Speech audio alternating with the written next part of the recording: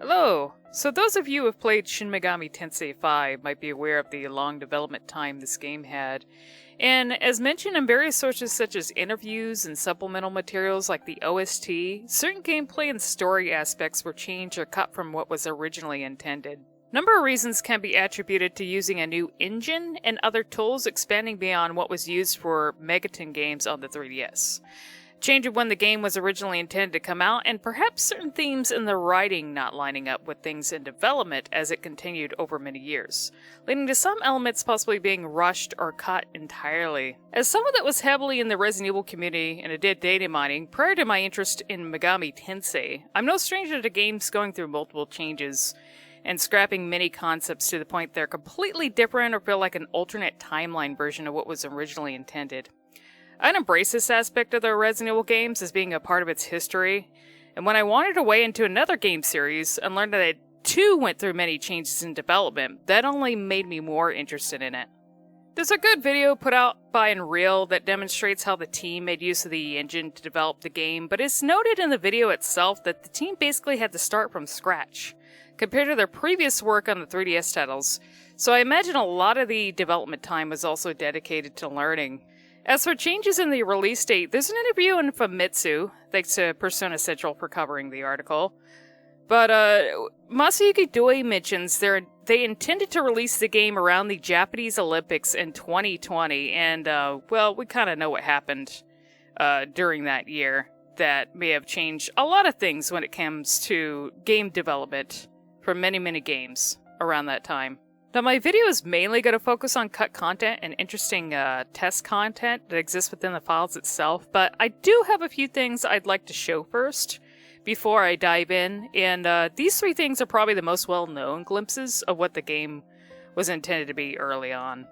So here we have a teaser trailer of Shin Megami Tensei V. It's something that still exists in the files of the game too, so I was able to grab the MP4 straight from the game files. This came out in January 2017, I think, and it was like the very first thing that they showed people for SMTV.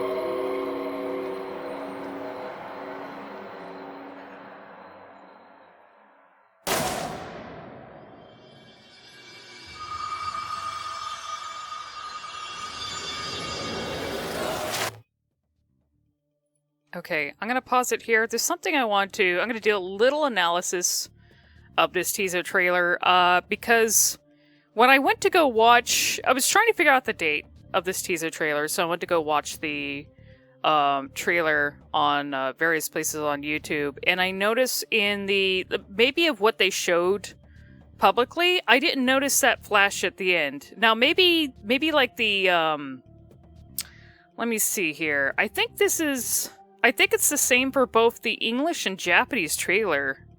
But from what I'm seeing of the English version of the teaser trailer, I don't see that flash in the end that shows a rock hand. It's a giant, it looks like a giant hand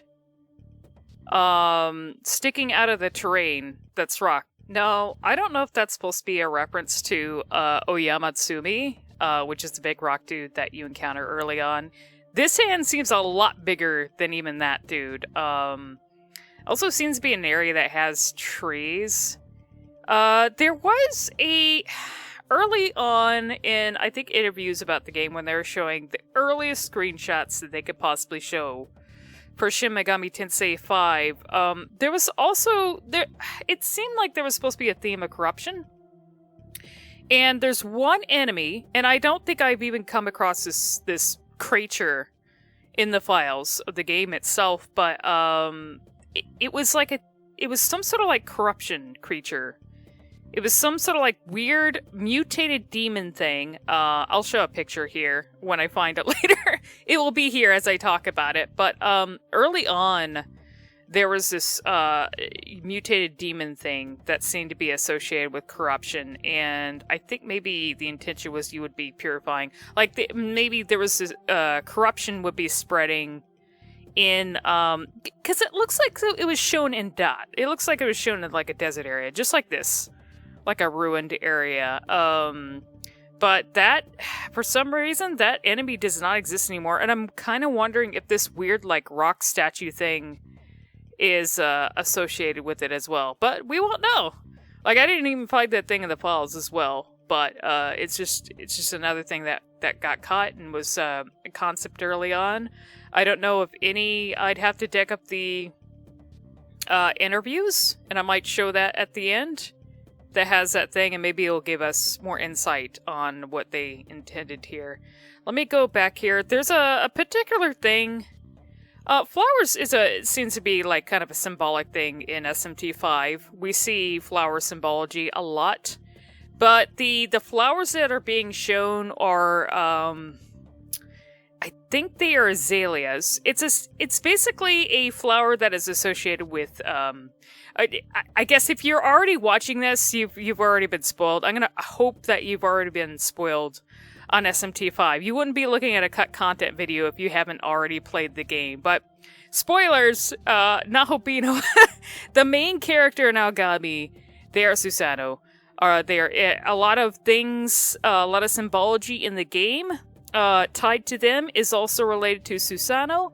So the flowers themselves that you see on the clothing, the skull clothing, like the uniforms, and just they tend to pop up in the game itself. I believe they're azaleas, but it's basically a flower that exists in large quantity, and they do have events, like viewing events for them. But there's one of the many shrines in Japan dedicated to Susanoo has these like large bushes of these flowers all alongside it, and they have a festival for viewing them. So in the final version of SMT5, in terms of flower symbology, it's that flower. It's the what I think are the azaleas, if I have my information correct. Funny enough, just to add to that, azaleas also bloom. There's a weird thing about them that is also associated with the number 5 when they bloom as well, and I believe the festival at that shrine is almost, I believe it's kind of held around the same time that the date of the game takes place. So this game is like indirectly drenched in Susanoo symbology. But back to the flower thing, you notice in the teaser trailer here, it's not azaleas, but it's roses. There seemed to be a big thing with roses, and the roses, I don't know if like there's something up with the roses. And considering the theme of corruption before, it seems like you see this area here is like a ruined office building. And of course, like the whole theme of the Tokyo being ruined is still a thing in the main game as well, the final version. But we see a ruined office building here. We see like roses basically overtaking the ruins and growing everywhere, like weeds going crazy. And then we see rose petals. Now I'm actually going to go over the next I guess the earliest announcement trailer for SMT5, and that still shows like an early version of the game that definitely has elements that got changed later on. But there's heavy uses of roses in here, and I don't know what the association would have been when it comes to roses, like what that would have been associated with. I'll have to do my digging later on, or if you're watching this video, maybe you can provide some insight on what you think the roses are associated with. Okay, so this is an early announcement trailer for SMT5 that came out in, it's dated as November 2017. So this one was quite a ways back as well. And we're going to see some interesting differences between the final version of the game and what this shows, especially with the protagonist.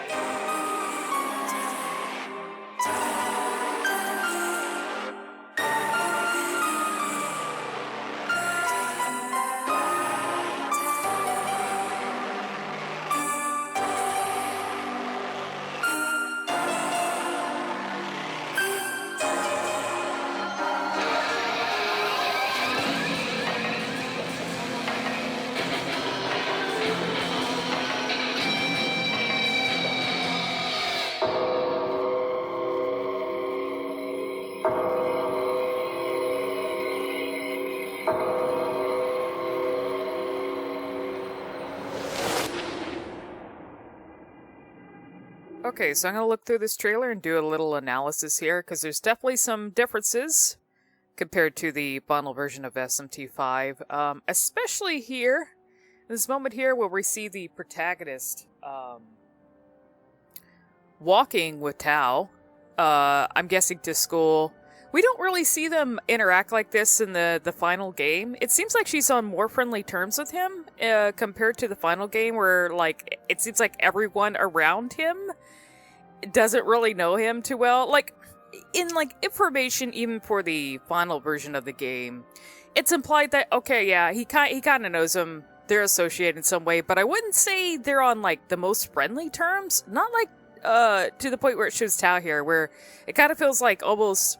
You know, she actually does feel like a friend here, where she's kind of like, she's kind of like walking behind him, and kind of like slaps him, jokingly like slaps him on the back a little bit, like teasing him a little bit. And of course we see them together later in the trailer where, they both encounter demons. So it kind of seems like they would have been closer here. In the final game, I guess they know each other a bit better, but I wouldn't say, like I said, I wouldn't say on this level. It's kind of nice to see them interacting like this, because you really don't get it in the final game, which is unfortunate. It is interesting too, because given who the protagonist's soul is supposed to be tied to, I haven't quite figured out if it's confirmed if Tao is supposed to be a Amaterasu or not. Thing is, the confusing thing with the final game and Tao is that, it would seem, she does seem like the perfect person, you would think that she would be Amaterasu. It seems like likely, because, like, you have the two brothers, you have Susanoo and Tsukuyomi, and then, Tao's there, and it kind of seems like, okay, maybe, in her situation, it seems like she is Amaterasu, but given the way her demon form or her Nahobino form is labeled, it's labeled as Panagia, which is like its own little category for demons. It's specifically tied to, I wouldn't say demons, it's literally Mary. It's the Saint Mary, and she's called the Saint in the game. So it gets confusing. It's like, okay, is she supposed to be Mary, or is she supposed to be Amaterasu? The game has more stuff that would directly tie her to Mary, the Saint Mary, because they literally call her the Saint. I don't know if there's been any, like, because Christianity exists in Japan, of course. So and I would think, like, the mythologies mix like Shinto, Buddhism, and Christianity, some of that would mix together. It does happen. So I gotta wonder if, at some point in Japanese history, if Amaterasu has been seen in the same light as the Saint Mary, and so, like, maybe they're the same thing in a way. Or, you know, maybe Tao's, like, compatible. Maybe Tao's soul would be compatible with, Amaterasu and Saint Mary. I don't know. But more signs point to her being Saint Mary. My main point is that if she was Amaterasu, and, you know, Amaterasu is inhabiting, like, you know, Tao, then her being on friendly terms or kind of having more of a sister relationship behavior-wise with the protagonist would have made so much more sense than her just being like this completely separate person, because we really don't hear about Amaterasu. It's like, okay, I know, like, a lot of the Amatsukami got obliterated. A lot of, like, Bethel, Japan got obliterated. We never hear about Amaterasu, even though Amaterasu is one of the big three, and she's very important, but it's like, okay, but we have Tao here, and she would have been fitting for it. I don't know. I don't even know what happened there. So yeah, we have the walking together. Fountains of a great deep broke up, and the windows of heaven were opened. So this is like, the main, version of the game here. You know, things are happening. Even in this one, the Shekinah glory is breaking apart. I assume even in this version, God was defeated. And that's why the miracle is breaking apart, and demons and angels are breaking through to the human world. I do wonder, it shows them in dot here. I wonder how, so basically Tao and the protagonist is getting, they get attacked and, like, kind of implies that they die or something. Once again, they show roses, and, I still wonder, if the roses would have been more associated. It seems like there's, in this little trailer here, there's, you know, references to a Messiah. So I don't know if the protagonist would have been treated more as, like, Jesus at this point. You know, maybe he's supposed to be more of, like, a Christian Messiah, and maybe the roses have some association with that, but then later on it got changed to him being like Susanoo. I don't know. Because then in this version, you know, given that there are files that I'm going to show later, but he was running around by himself. Well, he maybe with Tao, but there's animation files for him being in battle where he would have been battling as a human. So I assume maybe in this version, since it shows him in dot as a human and, like, encountering demons, so we don't see, like, an appearance of Aogami or anything. Like, in the final trailers for SMTV, the final version, we see, like, you know, Aogami's hidden to save him, but, like, in this version, I gotta wonder if he was just, like, running around as a human for a while. Maybe with Tao. Maybe Tao gets kidnapped. But, I assume he would have been running around, as a human, battling, being able to use, like, demons and stuff. Kind of like traditional, more traditional SMT. And given that, the game was originally supposed to be Heiataro as a mount, which I'll mention here, like, that's kind of essentially the third thing that I'll mention that people know about is, Heiataro was originally supposed to be, like, Pascal the dog, or Cerberus from, Digital Devil's story, but essentially the protagonist would have been able to ride, Heiataro, kind of like Pascal, or use him as a companion in battle, maybe. Which, and given the fact that the protagonist would have been running around as a human, and possibly being able to recruit demons, and be able to use spells, it puts me in the mind of, like, SMT1, and there's, like, interviews that seem to imply that they, you know, in some ways they wanted to go towards that direction. Like, they wanted to go back to, like, it's weird because the game, you know, tries to be Nocturne, but in other ways, like, when I see stuff like this, it's like, oh, were you also trying to be SMT1? Like, I don't know, it's a little confusing. I would have liked, when I think about stuff like that, though, and I hear the thing about the dog, I kind of lament, us not getting a more modern SMT1. If they take this, though, if they take some of these scrapped ideas, and, you know, they build upon what they did with, SMT5, and that now that they know, like, you know, they've had experience using the engine and everything, I would be so happy if we got a modern version of SMT1, like, in this engine, and you could, like, run around as the protagonist and, like, the other human party members and have, like, you have Pascal alongside you as well, that would be fucking awesome. I would be totally down for that. So who knows? I don't know if those scrapped ideas will see light in another game. It does happen, though. Like I said, I was someone who, I was involved in the Resident Evil community, and, many times with those games, especially because, oh my god, they go through so many iterations, but a lot of these scrapped ideas, a lot of the ideas that don't get put into the final game often get, like, they will get reused or re-implemented into another game.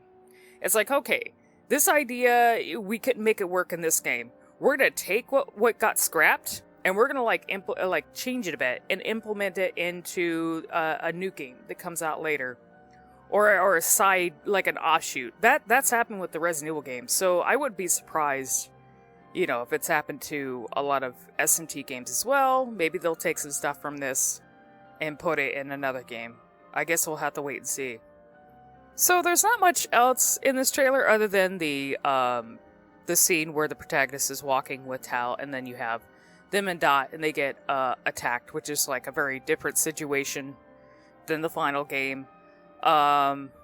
It does make me wonder, given a lot of stuff that's gotten scrapped or changed, I wonder what the sequence of events would have been if he was, if he went into Dot and he was actually running around a lot longer as a human and recruiting demons. So I gotta wonder, okay, would he have met Aogami a lot later? Because, there are some files and animations where Aogami is treated as a separate demon. There's like a mod where you can reincorporate him into your party as a separate demon because those files exist.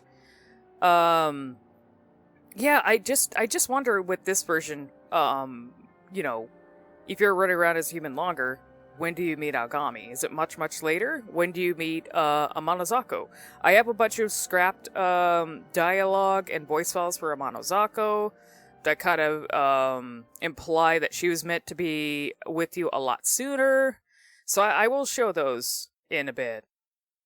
I couldn't seem to find that image of the corruption creature I mentioned earlier because I have no idea what interview that those images were a part of. Like, I don't know if that was a part of the 2017 reveal of SMT5 stuff, or that was revealed like later on and then just like disappeared from the game entirely. But if someone is actually able to figure out what that thing is and get a screenshot, I would appreciate it immensely. I have two things here though related to the early versions of the game, and I've seen it mentioned with so this is producer Kazuyuki Yamai, and there was an interview done with him by Rpgsite in October 2017, and it kind of gives a glimpse of what he intended for the story of the game, or at least the theming. But there are discussions about whether this was reflected in the final version of the game or not, because a lot of this, what he's talking about is like, stuff being, things that people suffer from in modern day life, and even like maybe back in the 90s, at the end of the century, like when you talk about unemployment, and like war and everything like that. The only thing that we see in terms of like human struggle stuff in the final version of SMT5 that's shown specifically, that seems to be zoned in on in the human world and not in Dot, is bullying. But we don't see like anything related to like wars or stuff going on, like terrorism or wars. It's mainly just like, bullying at school is the thing that they focus on mostly. Didn't see any examples that zoned in on like unemployment or anything in the final version of the game. And so it kind of makes me think here. So he basically, let me just read it here. He was asked a question about what he intended for the theme. He couldn't reveal much about the game, but basically says, on top of that, if I'm to raise a single direction SMT5 is aiming for, it's to stare back again at the nature of the era. In the past, in the 1990s, which was called the end of the century, there was an occultic hype of, could humanity go extinct at this rate? I think some people even had the thought that it's alright if everything ends like this. So kind of like a cynical view of the world, since things, things are gonna end, so it's like, why even care about anything, right? And I think some people even had the thought, it's alright if everything ends like this. At that time, the game that appeared thrust a question of, if the world you're living in now is destroyed, what will you do? To people living exactly in the era was SMT. Even in the current 2010s decade that will soon end, there'll be many people who are frustrated with problems from the inside and outside, such as uncertainty, unemployment, and pension, terrorism, and nuclear weapons. Because we're in such an era, I want to create an SMT that can empathize with the thoughts on everybody's minds. We want to challenge that with SMT5. They don't really show too many examples of it, though, because much of the final version of SMT5 happened in DOT. And any of the human stuff that was going on was mostly focused on, like, Lamu and Sahori. Sahori, the main thing with Sahori is that she was dealing with bullying, and, that was, like, an issue that was occurring in the school. And I think even, like, outside of her, like, there are students being bullied, but no one was doing anything about it. And, like, Lamu called out to her and, kind of fed into her, like, anger and emotions and tried to get her to fuse with him and become, like, a Nahobino. That caused a ton of problems in the human world. And after that, it's mainly just, like, the main issue with the human world in SMT5 is it's basically disappearing and people just not being able to, like, their memories of places and their memories of people and how they, perceive the world is slowly disappearing because it's breaking apart since God was defeated by Lucifer. That's, like, the main issue going on. I didn't see anything related to, like, people suffering from unemployment or, like, terrorism or anything like that. I mean, yes, there was references to, like, the defense force that Yakumo was dealing with. Basically, there was, like, this little sub-story. And you only got the sub-story in dialogue, like if you talk to the NPCs, but basically while, shit was going on at DOT, Yakumo, who was like, he was part of a defense thing, he's like a police officer, but he was basically going around handing around, like, phones to random, like, humans so that they can have the ability to, like, summon demons and defend themselves. That was going on. Like, that's the only other thing. I'm probably, like, forgetting a lot of stuff because it's been a while since I played the game, but there was that. Yakumo was handing things out and, destroying shit.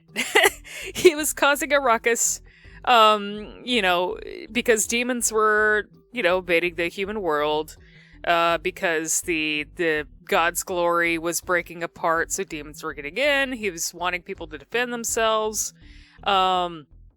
After Lamu is defeated, you don't hear about the bullying stuff again. And that's pretty much it. So I think, like, maybe, it kind of feels like the producer, if you wanted something that's more human-focused, maybe he did. And this is what I brought up, too, with the early trailer. You have the protagonist running around, like, not as a Nahobino. He's running around with, like, Tao, and he had the dog, so it kind of feels more like SMT1, which, honestly, like, I would love if they did, like, a remake of SMT1 and, like, the new engine and everything, and, like, Unreal. Maybe just build upon what they did with SMT5 and make, like, SMT1 again. But, it really seems like they wanted to go back and do something akin to SMT1 again. But it turned out like the final version of SMT5, it seems like they were pushing... I don't know, it just seems more like Nocturne, but like more focused on the demons, without as much focus on the humans. It's definitely... it's heavy on the demon focus in the final version. This bottom thing here I wanted to show, it's something that's in the files. It's basically it's just physical materials that exist for the game, and it's the only instance that I can find that mention roses. And I can't even view, like, there's no textures or anything. I believe it's a material, but I don't think it, like, references any textures or anything. The textures that it probably references are removed. But it's the only thing that's, like, it's labeled old. But yeah, it's the only thing I could find in the files that exist of the, what that early teaser trailer was showing with the roses. But I have no other clue about the roses outside of that. Okay, I wanted to go over battle animations that exist for both the human protagonist and Aogami. Now, people probably know about the one for Aogami because there's a mod that exists for it, where you're able to basically reinsert Aogami into your party as a usable demon, and he has those attack animations that exist in the files of the game. But I haven't seen anyone mention the battle animations that exist for the protagonist. I don't know if he could be, like, modded into the game in the same way, or if that's possible, but at least you know the animations exist, so I'll play those. So here's the idle animation. And actually specifically, his character files specifically have one that is just labeled battle for the animations. I find this idle stance, this is an alternate idle stance he has in the battle folder. I find this one kind of interesting because it's like he's, so like straightening out the kinks in his neck or his shoulders, you know, how you do when we actually do a lot of movement and then you kind of like, you know, you straighten things out in your shoulders and your neck to kind of loosen up the muscles. But I find it funny that he's doing that. So I don't know if this is something that would happen like after he does an attack or just like, it's like a random idle animation that would happen during the regular one. Because there are some demons who have like little extra animations that are added onto their like regular ones. So if you have them like standing around idle long enough, they'll do like an extra animation. I think Edon's probably one of the ones I could think of that do that. Here's the, I believe this is a low health animation. So almost dying. This is an attack animation. Now, an interesting thing about this, and it's the same thing I noticed about Aogami as well. I'll pull some image files in here to show. Okay, so I have image files that show bones in both Aogami, and this is the model when it has the attack animations on it, and also the hand of the protagonist. And you notice, so the bones that are highlighted in both of their hands are actually like labeled as weapons. I don't know if it's just a general thing that they had on like, you know, all the models, or if it's something that they put on these models specifically because maybe they were intended to attack with something originally, you know, instead of being used as a Nahobino. Because you have battle animations for the human protagonist, so maybe he would have been holding a weapon. I do like to think, though, that because if you notice here, there's like a group of bones that are at his fingertips, and the book is actually listed in the hierarchy of the bones here, but that group of bones there is actually the book that he usually holds. It's not included with this match, but it's in the folder, the one like for the battle stuff, but he does have the book.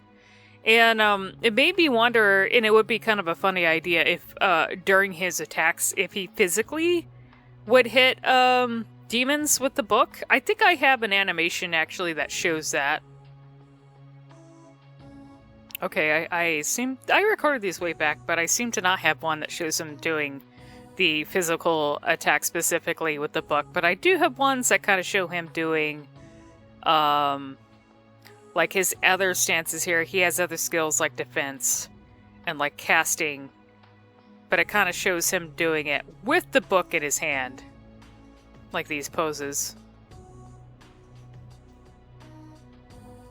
And where that would actually be situated. I don't know if I doubt he would have been holding the book the whole time, but it would have been funny. Like I said, if during the physical attacks, he actually, like, bops the demons over the head with his book.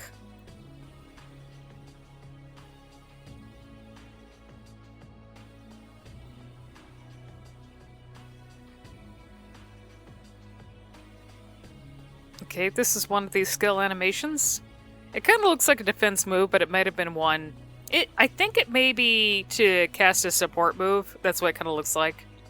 And then you have some animations where it looks like he would have been casting magic.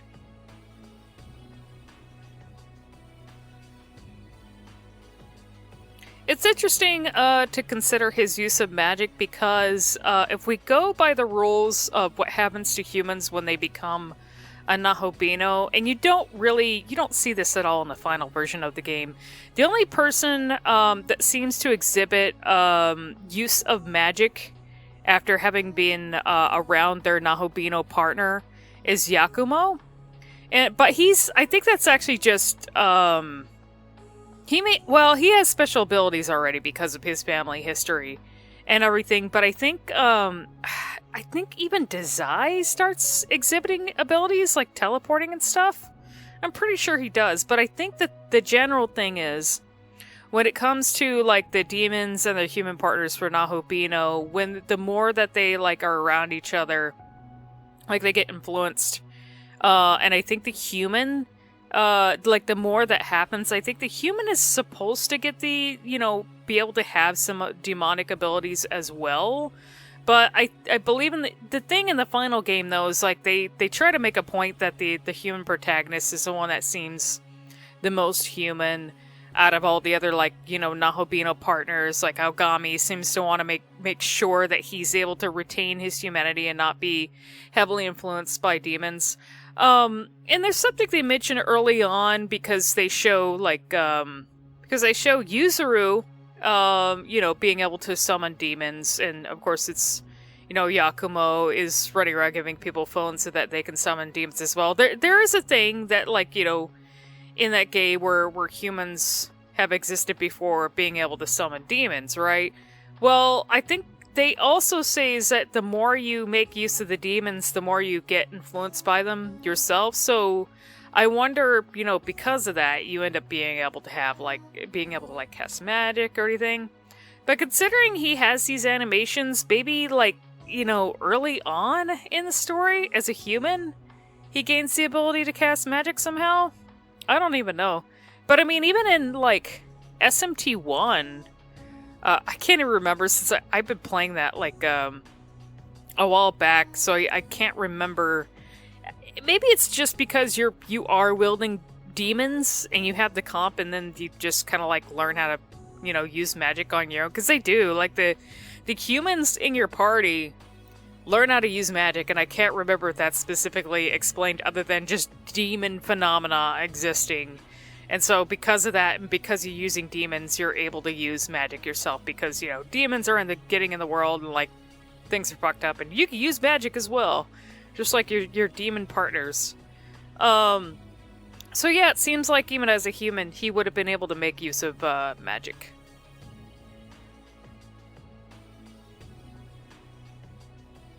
And there's a backstep animation. There's an animation showing him taking damage in battle as well.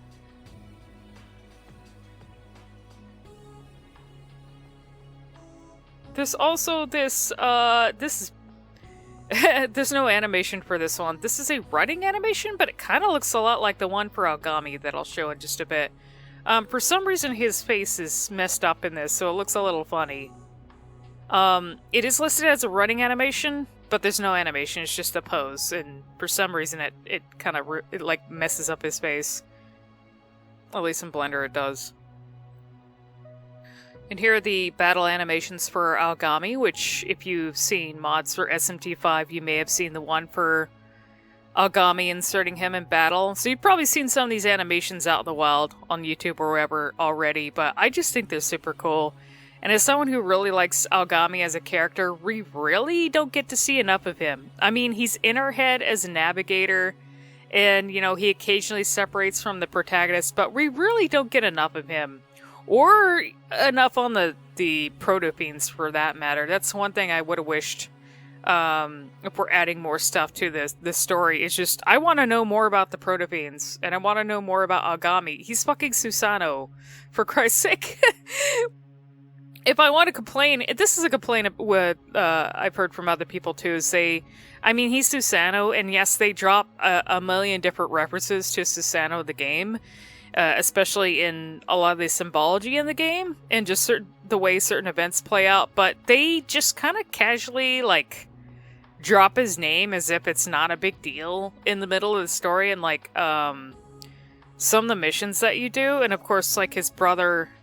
Tsukiyomi just randomly drops, oh yeah, by the way, since you're joining with my brother Susanoo, your family too, welcome to the family, son, basically. And then his old Susanoo's old pals, when you go talk to them and do that mission, they're like, oh hey, you're him, right? You're Susanoo. I know it's you.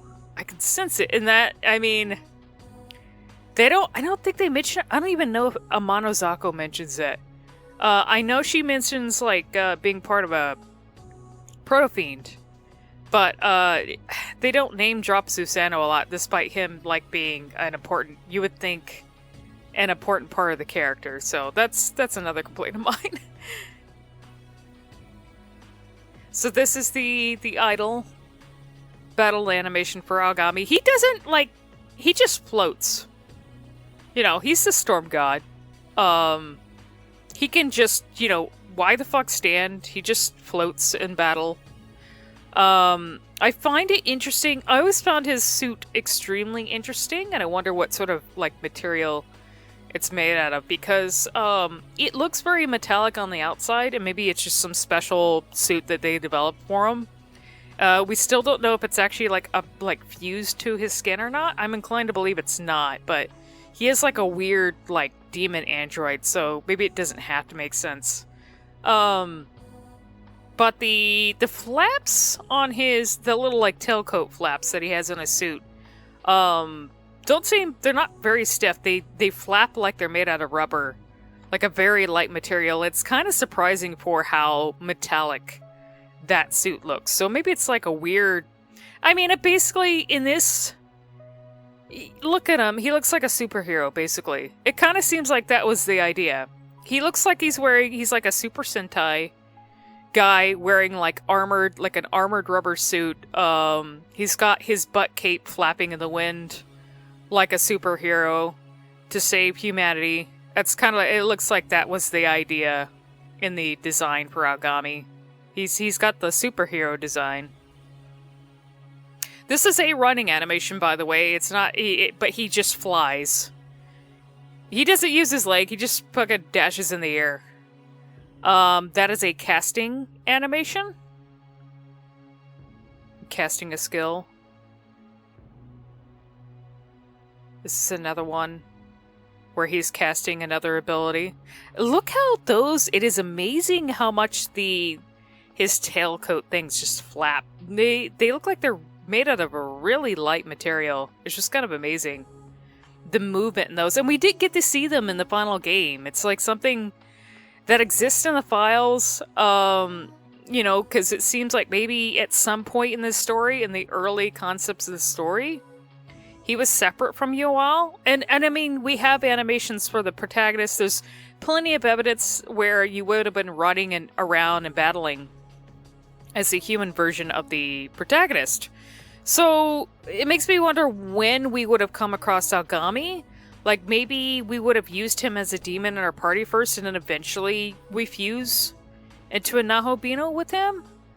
I think that would have been interesting. Give us more time to see both of them separated instead of. I do like the Nahobino.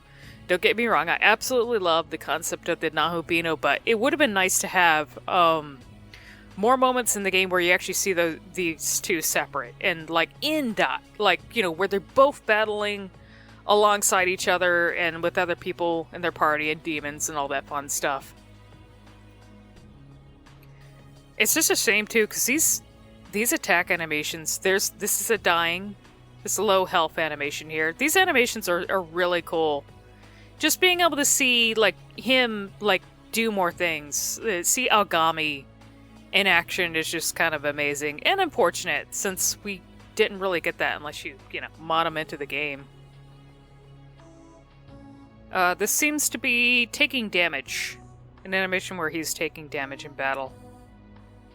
So outside of these animations that I've found in the files, I don't think I've found any other evidence of, data.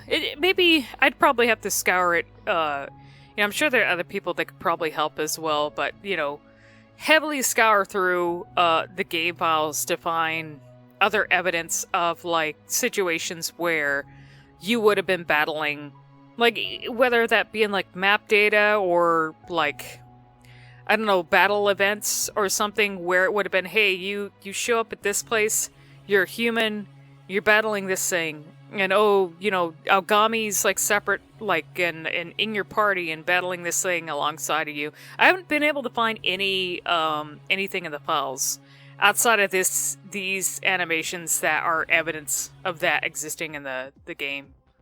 So I'm probably going to be jumping around a lot with the files and videos out of order.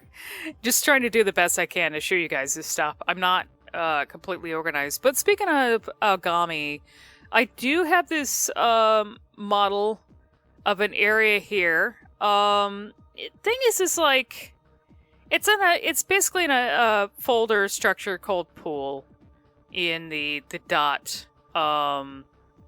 list of folders. It's basically in the dot, and there's like a bunch of folders under dot that has like various other areas. What's interesting about this though is it very much looks like the maintenance area, the pool, the maintenance tube with the gray water that Aogami goes in. We only see it one time in the entire game. The thing that's interesting about this one, though, is compared to the maintenance area that we see in the game, this one is, like, underground in a rocky area. And, so I tried to texture it a bit and added some things to it, but it's not, like, complete. Probably not, like, what it looks like, what it actually may have looked like, but I tried to add something to it to give an idea of it. But yeah, it's like this, it is the maintenance pool, but it's in this, like, it looks like a big rocky underground area. There's this huge, like, bridge, like rocky bridge that goes down to it, and there's like a torii gate, like right before you go to like the center area here. Now, another thing I noticed is, like, the metal parts, the piping. Let's see, I wonder if I can get over to it. Yeah, it's in this, like, big area here. But, the metal piping, let me see if I get over here. I don't remember. I'm trying to pause it. The metal piping's rusted. There's some rusted parts of this, maintenance pool, and I don't know if the maintenance pool that's shown in the final version of the game has this, like, rust damage to it, because the pipes here look quite old. Maybe, like, the ones in the maintenance area of the final game have that problem too. It's just hard to see because it's dark. You can't get a good view of them. I do have a test video that actually shows the maintenance pool as well that I can show after this. It's not cut content, but it's something that exists in the files as like a test thing that also gives you kind of a view of that area. This was interesting though, because it's like underground. It was under the folders for dot, so maybe this is an area in dot, but why is the Aogami maintenance pool in dot? Like, we don't quite know where the maintenance pool for Aogami is in the final version of the game. I had assumed that it was like somewhere in the facilities, like the Baffle Japan facilities in Tokyo, in the human world.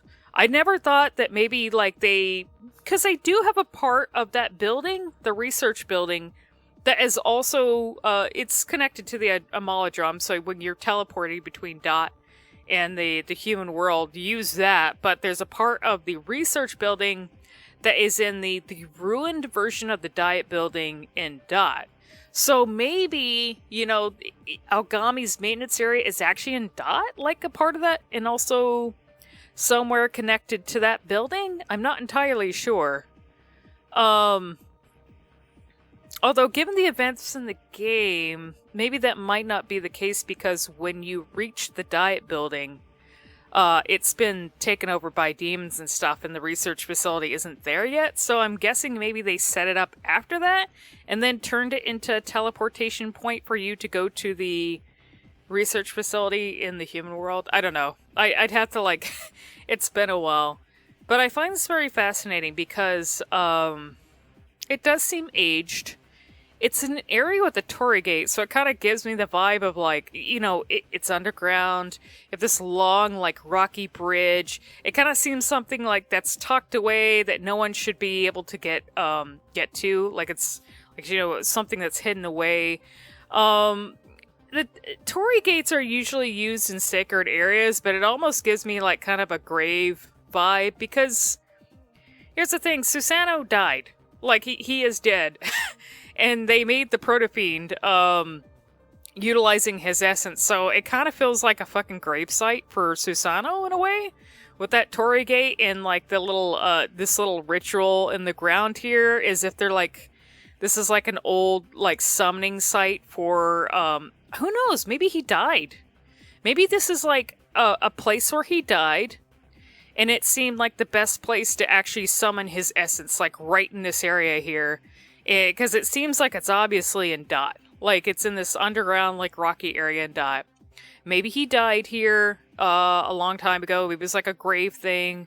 And they set up, like, this protofiend maintenance tube, like, research thing with the green goop to summon him into, like, an artificial demon.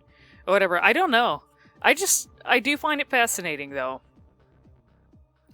Because the maintenance area in the final version of the game, still, like, the part outside of it that you get to see where Koshimizu's, like, looking down at Aogami and questioning him about the Nahobino thing, it still looks like it's part of, like, the Bethel Lab building. It doesn't look like it's in this, like, remote location underground surrounded by rock. I'm going to show a few test videos here. There's only 2. They're not cut content. They're just, like, things to show as a test, maybe to test the lighting, or like with both the protagonists Aogami, to show them in their respective locations. I mean, just to maybe, like, sort of a visual test to kind of give them an idea, or maybe for, like, promotional materials. I'm not sure, but this shows Aogami in the maintenance room. You notice this one actually has multiple stasis tubes in it. Except for the one. There's the one in the center, just like the map I showed you. But this one also has a bunch of them on the side as well. It's hard to tell, you know, what exactly the area is outside of these, though. So I'm not sure if this is the same as the thing I showed you, or if this is, like, the maintenance area that's a part of the Bethel research building that's in Tokyo. So here we also have a visual test video of the protagonist standing in classroom. There's not much to this one. It's just, you know, I guess it's like I said, a visual thing, just to kind of show how he looks in the environment with the lighting and everything. It's just like a nice little thing to find in the files. I wanted to show a couple more 3D models here. Now, it's no surprise that very much of SMT5 was based on...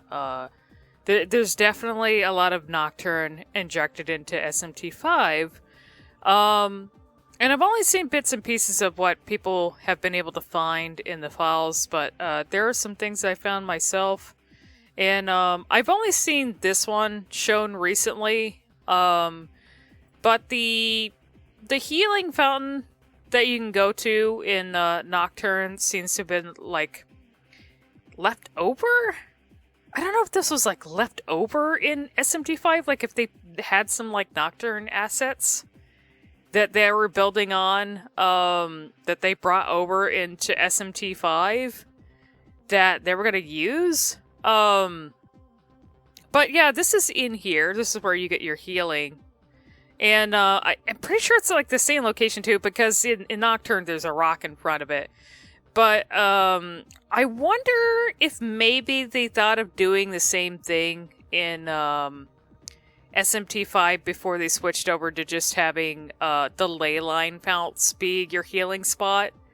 And I mean, because you already have Sophia. Sophia's like handling all your like fusions and everything of that nature, all your skill stuff.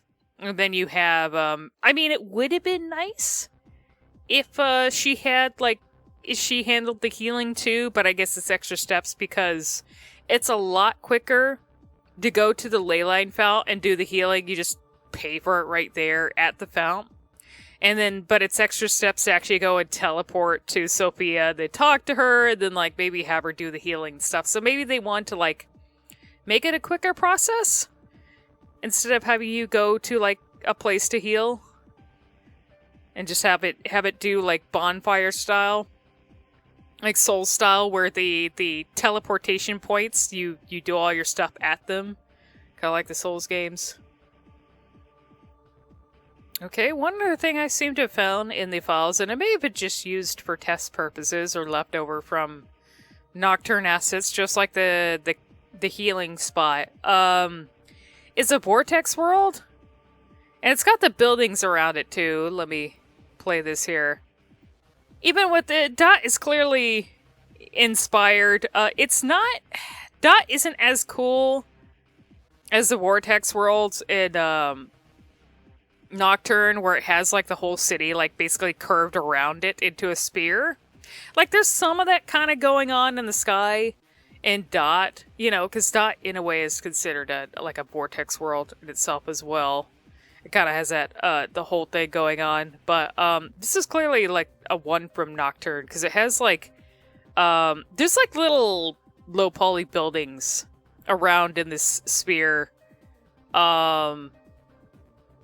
So I don't know. Maybe it's left over from Nocturne or something. But yeah, it's something that's in the files that also exists as well.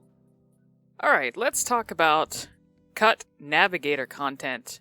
So when I was actually searching through the files for navigator messages, I came across an extra one outside of the 6 that you're able to get in the final game. So normally, you're able to get, the navigators that you can get are Amanozako, Pyrojack, Aitvaris, Huapo, Yatagarasu, and Decarabia. But I noticed there was like an extra one, and it was, the ID for it was Devil 59. So I went to go check in the demon files, like they all have little IDs that are assigned to them, and 59 is actually Pixie. And I do have message files for her that I can pull in. So I don't have all these translated. I kind of translated some very quickly with the Google Translate. But, so in the English files, there's only one message that she has in the, like, message files for navigators. Just one English one. But in the Japanese files, she actually has quite a few lines. I didn't notice anything, like, too different from the other navigators. Because, like, you know, maybe it would be assumed, hey, maybe this is, like... You know, I think when I was speaking to someone about this, maybe, like, they were hoping maybe it would be, like, Demufine's Pixie, and so maybe she would have unique lines, but it seemed like pretty basic stuff, or something that a Pixie would say as a navigator. But yes, it seems like she was cut. Now, we do have the lines in text here, but I was not able to find any actual audio files in English or Japanese for any lines for the cut navigator. So the text exists, but there was no like recorded lines that I could find anyways for Pixie. So Amanozako was not a navigator that was cut. She's, you know, she seems quite important to the story of SMT5, but given the final version of SMT5 and the fact that she seems to, you know, fly off a lot during the story and disappear, whereas you maybe would have expected her to be with you all the time. But you do, like, I mean, you switch around navigators. It gives you the choice of having different ones instead of having her with you all the time. I I find it interesting, and just given the way, like, certain things kind of clue you in on the sequence of events when it comes to the early ideas with SMT5. I kind of question, okay, especially with the protagonists, perhaps running around a lot longer and maybe in dat as a human and not as the Nahobino. I kind of wondered, like, when would you have met Aogami? Like, at what point in the story do you meet Aogami? Since he was it seemed like he was treated as a separate thing, like a separate demon that you could have in your party. When would you meet Amanozako? And given the interviews, the character interviews, like with Doi, regarding Amanozako, it seems like she was intended to be kind of like Pixie, like with the Demi-Fiend, like in Nocturne. So you would have thought maybe she would have been with the protagonist for a lot longer than she is in the final game, where she's flying an awful lot. Well, it seems like that was actually the case previously, before a lot of her lines, like a lot of her dialogue, and there's even like voice files, at least in English, that I could find related to this. But I don't know what her reception is voice-wise when it comes to like the Japanese community, the SMT community, but there are people in, like, when it comes to the English version of the game, when it comes to her voice in English, that may have found her, like, kind of obnoxious, maybe a little too obnoxious to have her, like, narrating stuff for you all the time or being around. So maybe something happened in playtesting where they had testers, and where it seems like, based on the dialogue, so there's a lot of cut dialogue lines that she has and voice files, and based on the dialogue that I have, it seems like she, instead of Aogami, she would have been the one to give you tutorial over stuff, like starting from the beginning, stuff related to, like, the ley line, demon encounters, like a bunch of stuff. Instead of Aogami being the one, it would have been Amanozako, giving you tips on it, but in her own way and not in, like, the more straightforward way that, like, Aogami does. So my thinking there, and I'm going to show you a lot of the dialogue lines, and, maybe there's probably some that weren't completely cut, and unfortunately, I don't have, because a lot of this stuff is, like, grouped together, and I don't have the script from the final version of the game. Like, a lot of the lines, like, there's probably, in some of the files, some of the lines that were used are probably grouped in with lines that didn't get used. So I don't quite, I'm going based off of my memory, and based on what the dialogue is referring to. Like, say, some of the dialogue that Amanozako uses is like, hey, this is how you do this with this demon, or this is how you do this thing, like a tutorial thing that I absolutely know that Aogami was the one that was actually showing you it. There's some other lines too, but yeah, it seems like she was meant to guide you around. But I'm going to show you some of the dialogue here.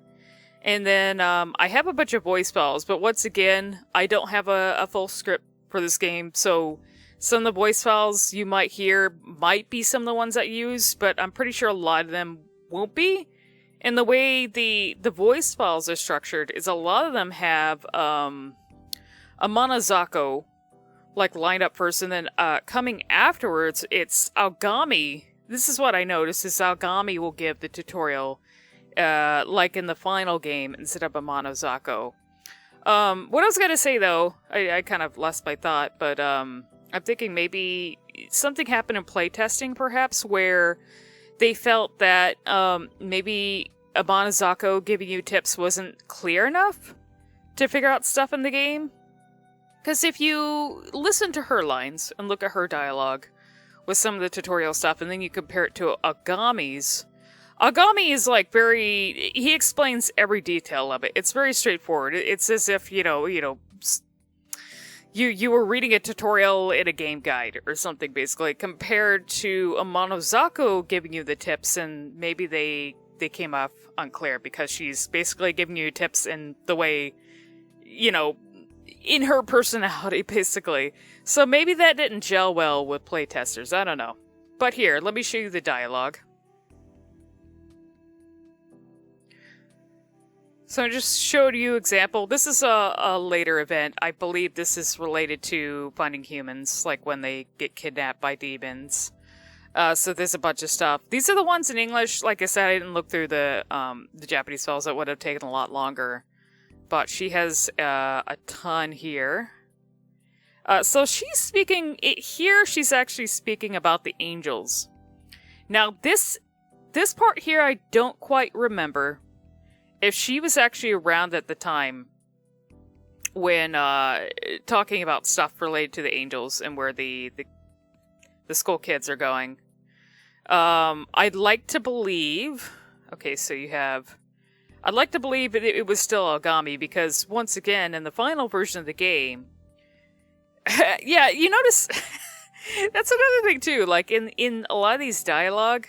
And I'm pretty sure these were cut too, because I don't remember. I only remember a few lines where she's kind of picking at you and bringing up like, oh, I love it when you're angry. Or, oh, I love it when you're pouting. But there's a lot more lines here that I'm pretty sure were cut where she mentions the same thing. She was like, oh, you know, I love it when you get upset. I want to make you upset. And there's a lot of that in these lines. Oh, that look in your face is my favorite. I'm in heaven. Yeah, there's a lot of lines like that. A ton. I'm trying to figure out which. Let's see. Seen angels fly by from beyond that mountain over there a bunch of times. So I'm trying to figure out which part of the game this is. If it's angels you want, you're gonna have to climb up and over. Sound good? Yeah, I don't know if this part is like if Aogami, because like I said, there were a lot of moments with Amanozako in the final game. She would fly off a lot. I do remember her. The most of what I remember of her is when you're exploring the world, she will ask you random questions about, you know, the human stuff that's left behind. I do remember that. But I don't remember her, except for like later on in the game when she rejoins you and you learn stuff about her. And especially after you do like the fight with her as well, she kind of stays with you, and then you get more like dialogue from her. But she's not with you a lot during the events that happen. It's Aogami, that's the one that's sort of like narrating stuff and talking to you during most of the events of the game. It's not Amanozako. I think even when you have her around as a navigator, that doesn't happen. It is mostly Aogami doing it. So there's probably a ton of lines here where she's reacting to a lot of the events of the game. So it seems like it was intended for her to be around you like most of the time, like Pixie.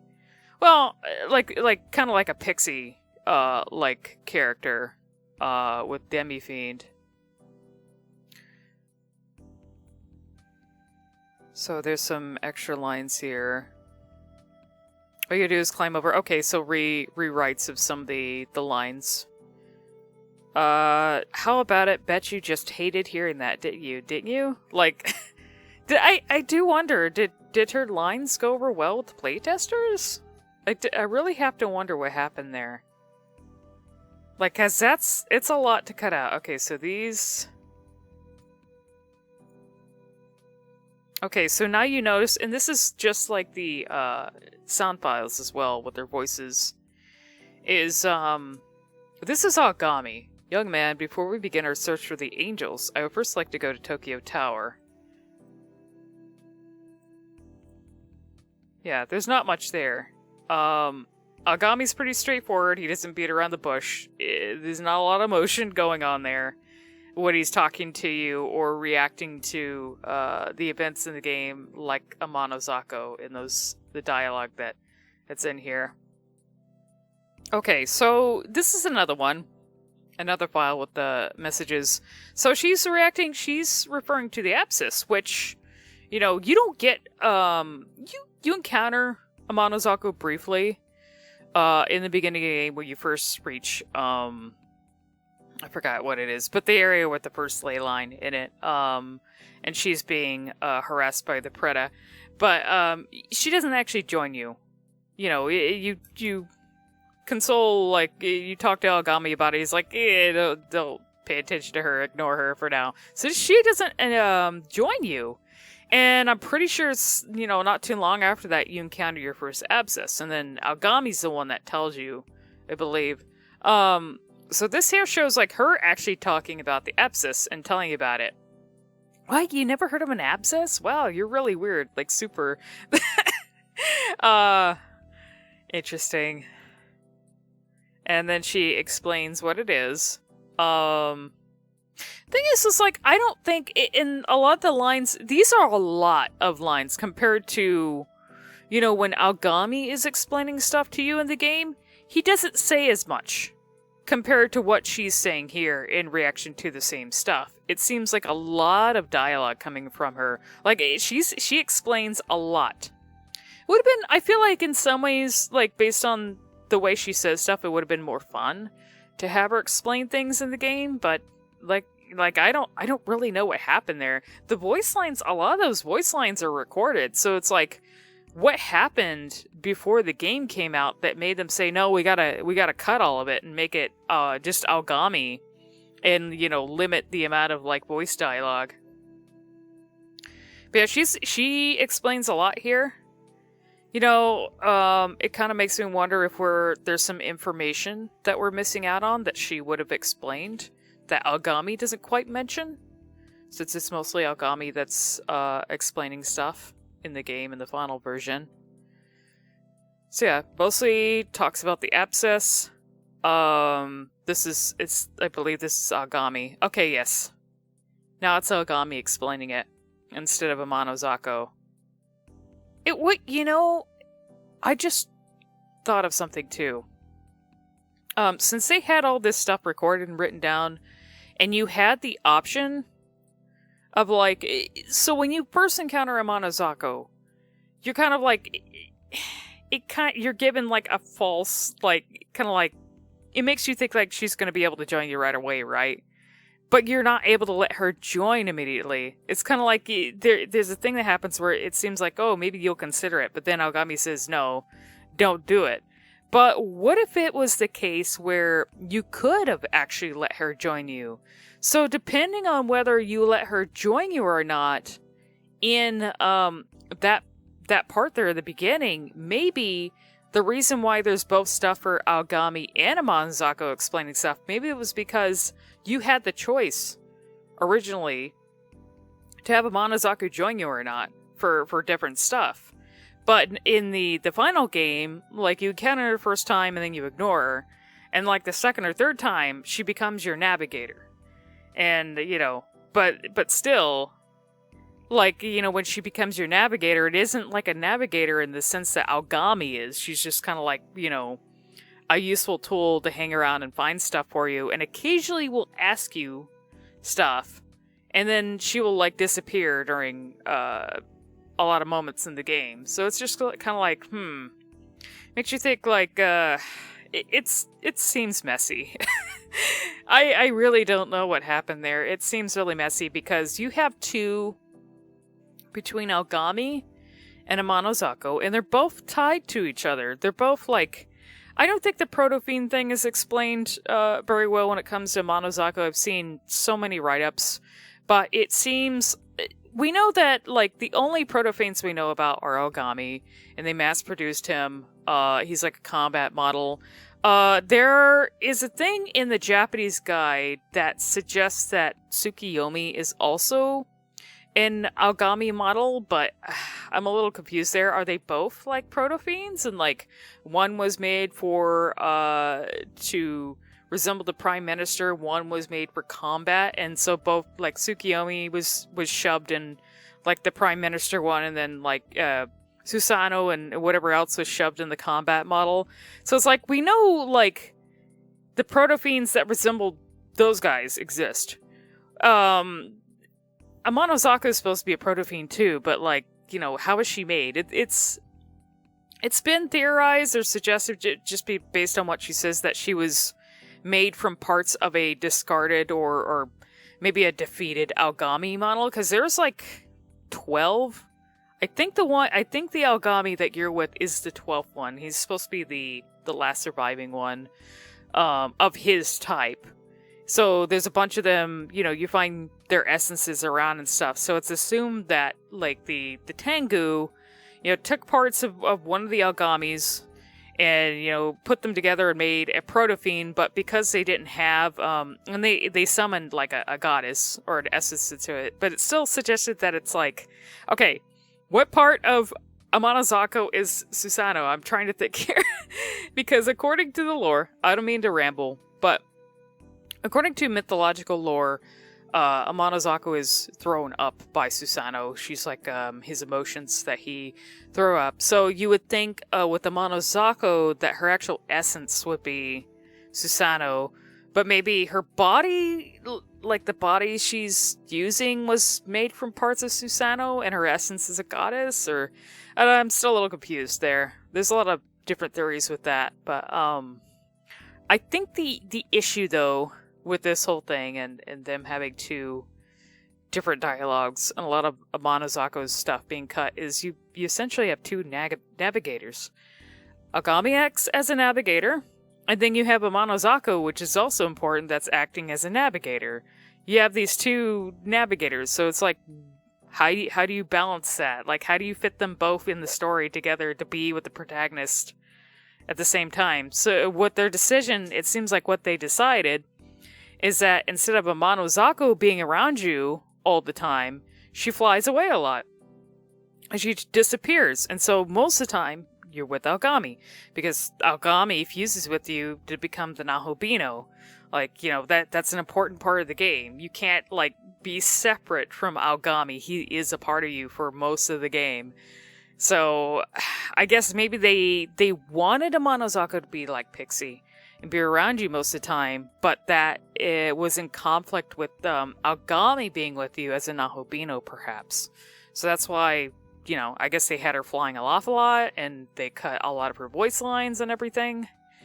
And I gotta wonder how far in the development they did this, because it seems like, if they got to the point where they had the English voice lines recorded, it must have been something that happened quite late in development where they cut it. So yes, this is showing Aogami talking about Tokyo Tower and the abscess.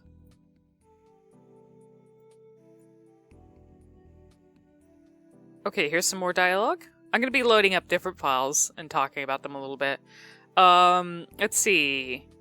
So you feel that someone's in trouble feeling? Yeah, it's totally coming from that cat-looking demon. So this could be any number. I think who is it that you encounter first? It's one of the small cats. I don't remember. I think it's the Warlord cat, and I can't remember. It might be Nico Shogun that you encounter first that has, like, a quest for you to do.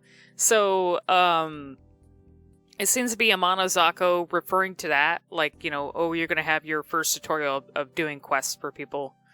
Cat demons, they're in super trouble. Let's see, what do you normally do in times like these? Are you the type to ask them what's up or whatever? Or do you just soak up their misery and stuff? It's funny, if you notice, Amanozako mentions a lot of, like, negative things, or she loves it when people are miserable. That's just actually something that's a part of the, mythological lore for Amanozako, and she's supposed to do, like, the opposite of what people tell her. She's, like, a very troublesome demon. I mean, if you imagine, she's, like, a little, like, violent emotions.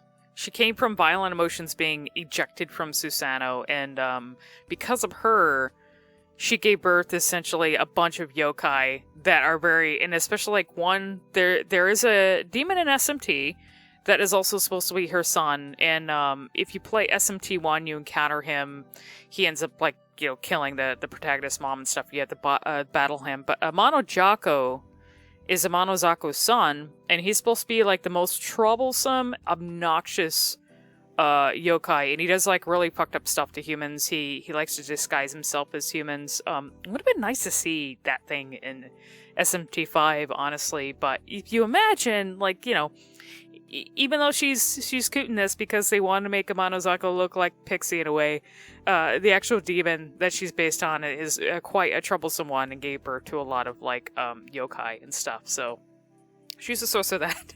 So some of her lines in this game are kind of like, she loves it when people are miserable or sad or, have like these negative emotions.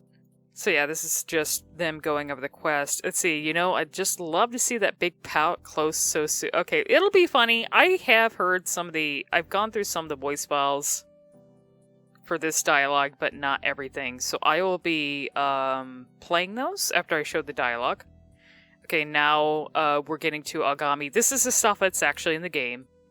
Him mentioning the demons of the cave. There's a cave with Preta in it that we encounter. And this is where, actually, I think the Preta... Yeah, now that you think about it, it isn't the Nico Shogun quest. The Preta quest, I believe, is like the first thing you encounter when it comes to helping demons out. It's the Preta in the cave, so they end up changing that. I gotta wonder if previously, then, it would have been a cave full of, like, one of the cat demons that are in the game. Would have been interesting. Okay, here's more messages. This is where she refers to the leyline fount. And I guess she'd pretty much give you a tutorial on it. I have to agree, if people found her like saying, oh, you don't know what this is in this game, and mocking you for it every time you come across something new in the game, I imagine maybe that could get annoying. And always telling you, what? You're such a weird demon. How could you not know this? Seriously, like every time you come across something new. The ley line, helping demons out, abscess and everything. Maybe, like I said, if this was something that happened during playtesting, which playtesting may have happened like during, late in the game's development. That's why I mentioned before, this seems like something that was cut late into the game. Maybe it just didn't go over well with the playtesters. So teaching you about the ley line. She has a lot of dialogue that got cut. Says, so ley line fountains are basically where the flow of Magotsui and the earth have poured out onto the surface. And then she explains that you can connect to other ley line founts. It does seem like she talks a lot for what needs to be explained. Maybe over-explaining. Okay, this is an encounter with when you encounter the Pixie, and the Pixie actually teaches you how to recruit demons. But here it's Amanozako directing you to fight the Pixie. And she mentions you don't have any demons on you. But she has you. I mean, you have her with you, so it's not like you don't have any demons on you. That's an interesting thing. So, I mean, that proves that she, before you even recruited your first demon there, you would have had Amanozako as a companion with you, like teaching you stuff. And yet, like, you wouldn't have been. It's strange that you wouldn't have been able to use her even then, though. It's like, oh, I have you. You are a demon. It's not like I don't have any demons in my party. But she's directing you to go, recruit some more by, fighting Pixie. She tells you how to talk to the demons. Like how to do negotiation. See, I mean, you don't have to do it, but if you did, I bet there's a lot more potential for disappointment, and I love that.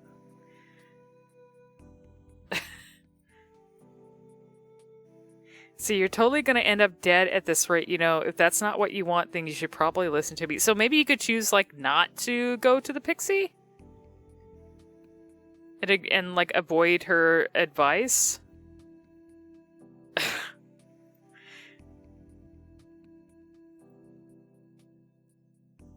Yeah, so many lines.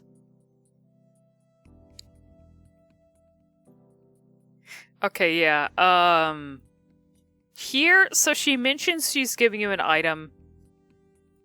See, be a real bummer if you mess this up, totally, but whatever, I guess I can let you have this. So, in the actual game, Aogami advises you to recruit demons. And, he gives you a life stone that he has on him so that you can give it to the Pixie during, demon negotiation. But here, it would be Amanozako giving you that item. to give to Pixie. And here's where we go into Aogami's. I recommend you recruit more demons. And then he explains like how many can participate, you can talk to them. Yes, he gives you the life stone to give to Pixie. So yeah, that's what they chose. They chose Aogami to do most of this.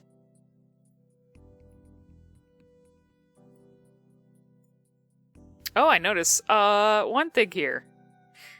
He says up to 4 demons can participate in a battle. And they ended up changing that, I noticed down here. Up to 3 other demons can participate in a battle. That's interesting. Okay, this is, I guess, your first actual fight, post-Pixie. And Amanozako is reacting to that. I assume it might be either the Preda or the slime. Whenever these creeps see demons weaker than them, they'll charge in after them and pick a fight. I'm going to think it's the Preda that she's referring to. And then this is Aogami actually giving you the tutorial of how to use your sword to swipe at demons when you encounter them. Basically, you know, so you can attack them first. So yeah, it's Aogami explaining things, which he explains things a little more straightforward and in detail, as if you're following a guide. Okay, this is Amanozako reacting to... I forgot what they're called, but they're basically the things that either have items or essences in them, and you strike your sword and break them. And so she's referring to those. They usually look like a weird hexagonal, like a orb thing. And here's Aogami mentioning the same thing. So this is another event where she's reacting. It says, let's see, that demon was freaky strong. Can't believe it scared me off like that. I don't know which demon she's referring to here. But she mentions, like, this is the human that you were looking for, so maybe, you know, right before you meet Yuzuru at the train. The broken down train. I think maybe you can choose here. It seems here, up to this point, you know, she's with you and reacting to stuff, but it seems like here is where you can actually choose to part with her.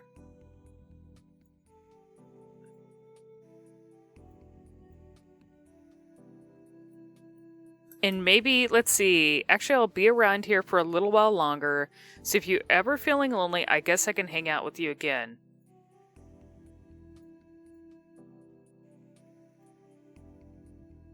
And you can choose to say, you know, you'll be fine, or, you know, please stay. And she reacts to that.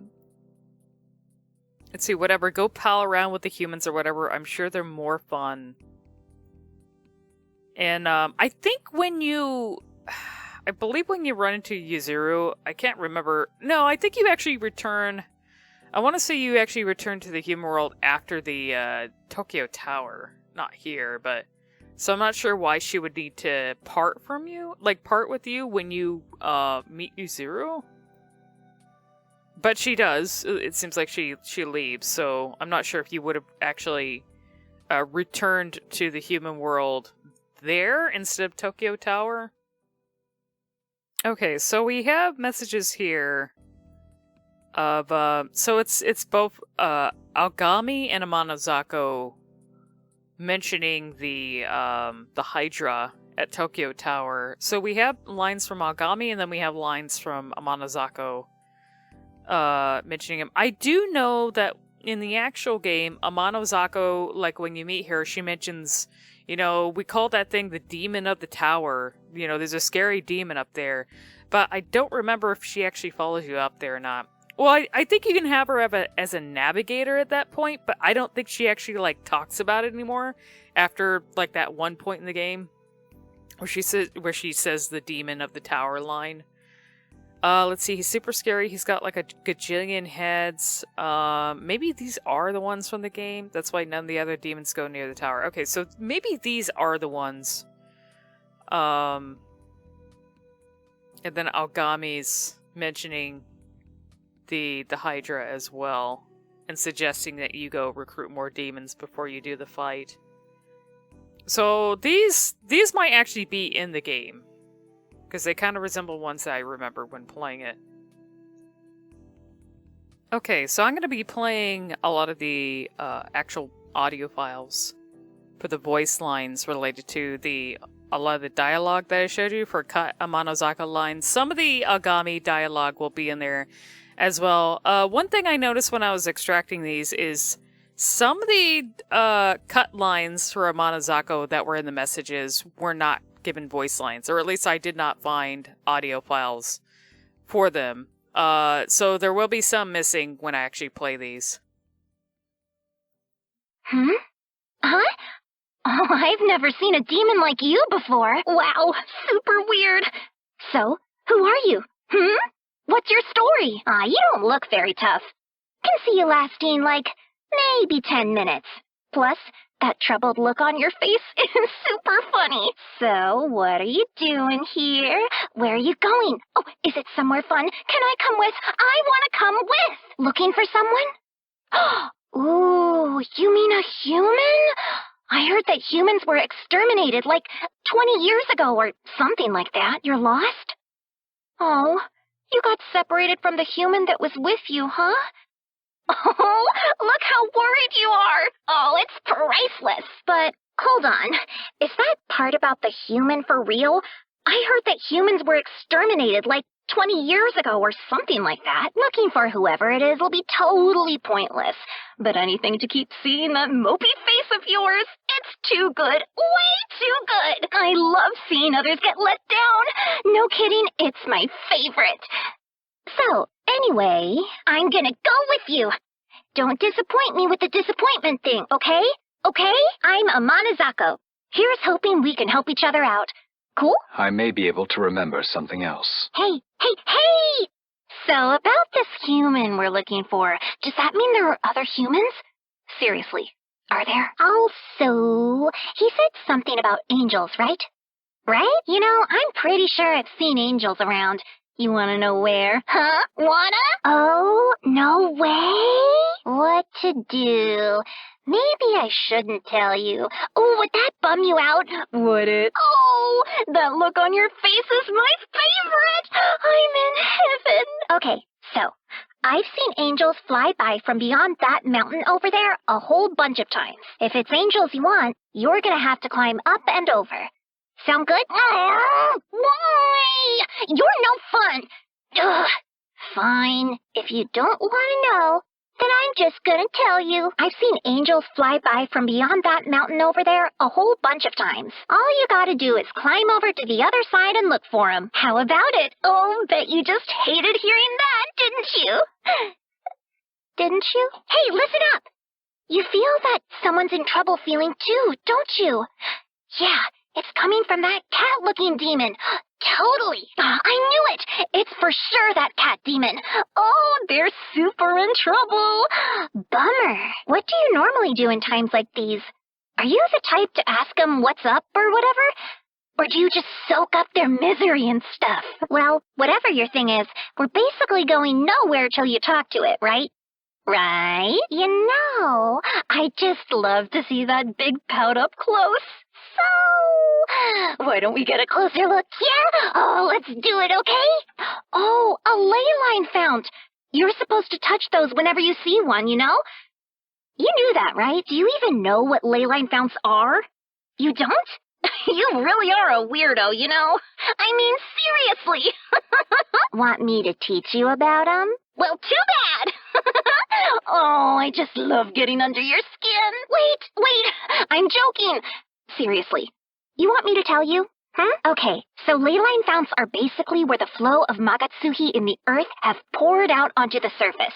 You follow? You can get a little power from it, and it's connected to other ley line founts too.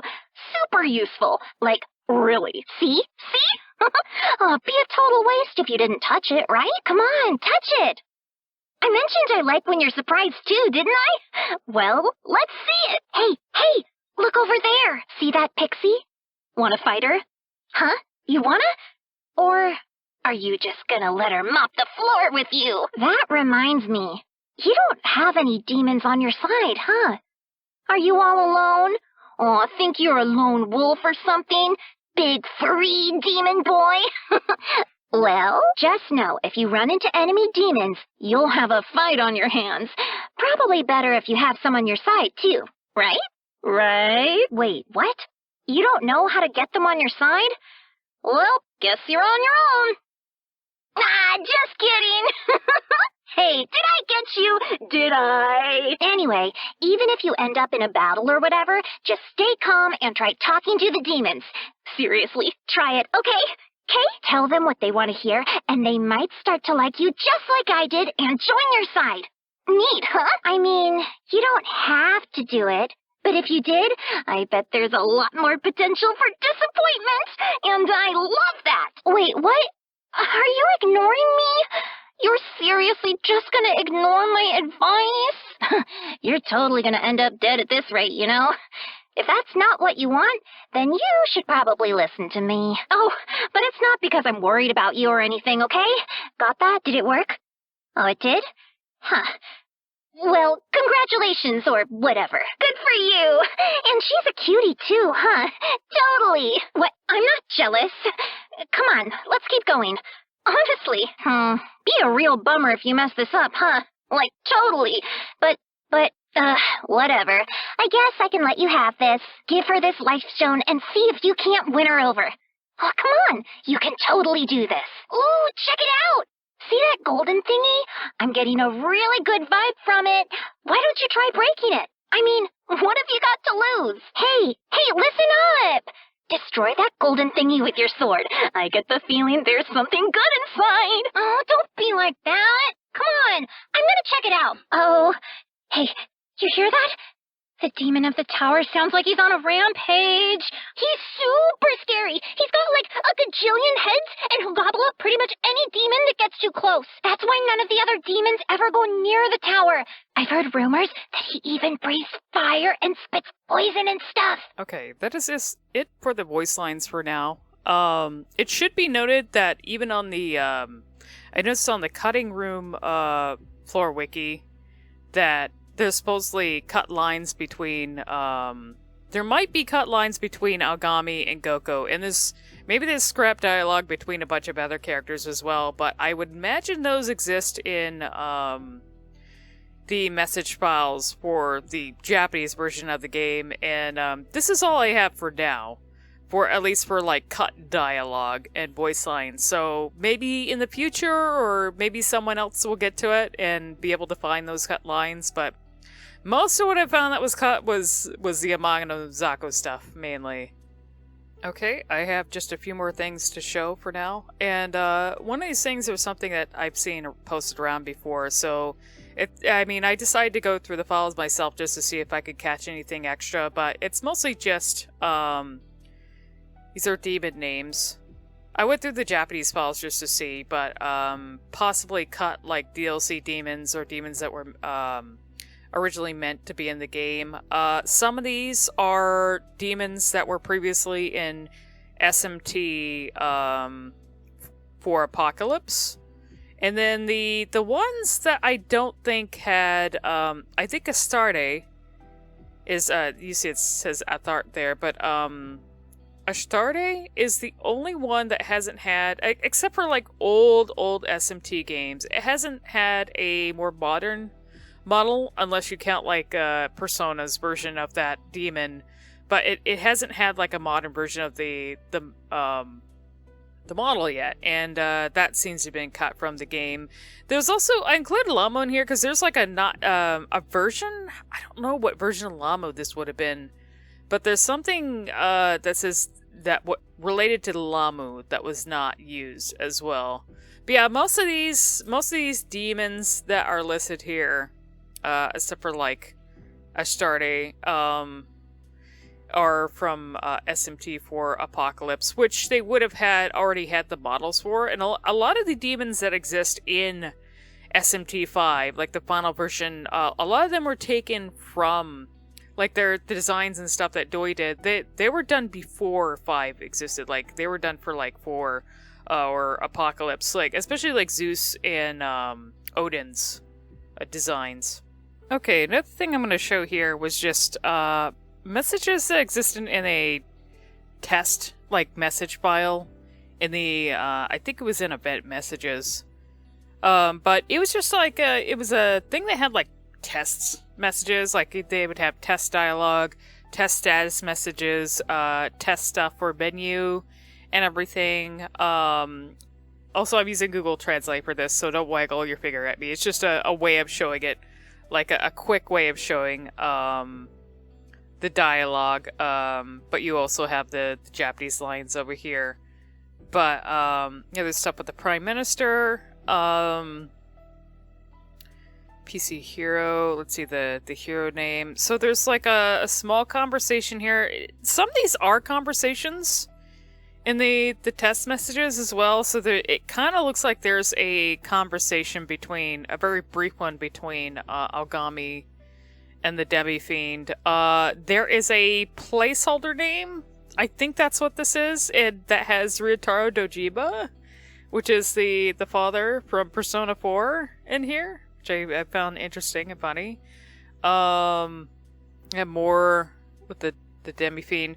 There's this interesting little conversation here that I don't think is in the game. And it seems to be, I don't know if it's in the Japanese version, because I don't remember this conversation at all. And I don't even remember this student. This is like a school student, it seems, named Namiko. I mean, maybe the translation's wrong, but it seems like a test conversation where a student you encounter is asking you about the weather, and of course you have the option of saying like, "Oh, I agree, the weather's nice," or "Oh, you don't think so," and then the only answer that they have here in response is, "Are you the type that prefers rain?" Which I found was interesting. There's like Memen, there is demon messages in here. So yeah, I just found like some interesting tidbits in here, but it's mostly just like test dialogue and status messages from the game itself.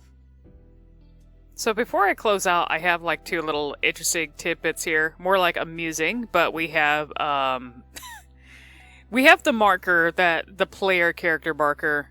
I mean, this is used for NPCs too when you're exploring the like Tokyo, but I just found it amusing. This particular thing here is named Toilet Mark, and yes, I do realize this resembles a toilet, like a restroom symbol that tends to be used for restrooms. I don't know if they tend to use this more in Japan or not, but yes, it does look like that. Maybe that's why they named it. And just a funny naming thing here, but Hero Chicken in the files for the protagonist and Aogami. These are just the so these are like model and animation files for the protagonist. And Hero Chicken just has animations for when he's walking in the desert, funny enough, like when he has his arm over his eyes and kind of acting a bit timid, but I found the naming of it quite amusing. But I think that's gonna be it. I'm sure, like in the future, you know, I've scoured the files as best I can, and there's probably a lot that I missed.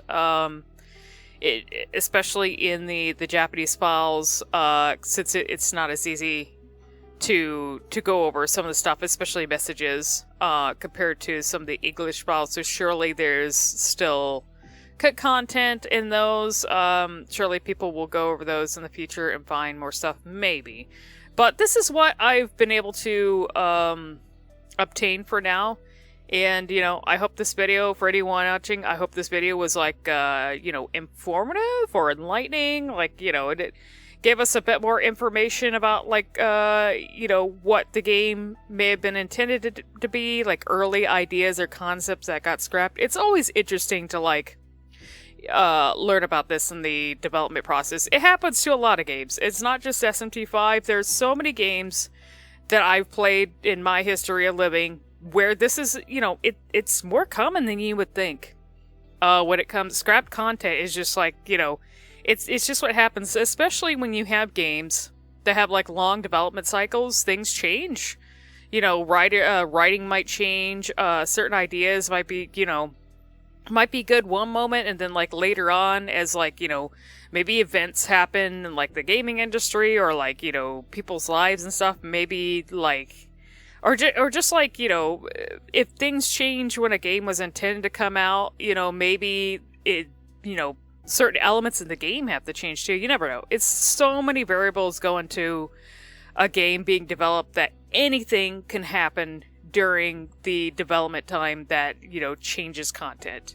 There's so many things go into it, so that's why it's more common than not that there might be things that get cut or scrapped, like early on, or even late in the game as well. It happens.